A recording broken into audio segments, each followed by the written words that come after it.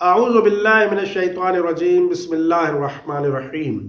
پہلی رکعت میں سورہ ناس پڑھ لیں تو کیا نماز صحیح ہو جائے گی؟ عموماً ہمارے ہاں اس طرح ہے کہ مومنین سورہ حمد کے بعد سورہ کوثر پڑھتے ہیں اور سورہ کوثر کو یاد کر لیتے ہیں، اس لیے وہ سمجھتے ہیں کہ سورہ حمد کے بعد نماز کی پہلی رکعت میں سورہ کوثر ہی پڑھنا واجب ہے، حالانکہ ایسا نہیں ہے۔ آپ کوئی بھی سورہ پڑھ سکتے ہیں، آپ چاہیں تو سورہ اخلاص بھی پڑھ سکتے ہیں، آپ چاہیں تو سورہ ناس بھی پڑھ سکتے ہیں، البتہ مکمل سورہ پڑھنا ضروری ہے۔ آپ سورہ ناس بھی پڑھ سکتے ہیں، مثلا اگر کوئی شخص نماز پڑھ رہا ہو تو پہلی رکعت میں سورہ حمد کے بعد آپ سورہ ناس پڑھیں۔ البتہ سورہ اخلاص کے علاوہ ایک ہی سورہ کو 2 رکعتوں میں پڑھنے سے نماز کے ثواب میں کمی واقع ہوتی ہے۔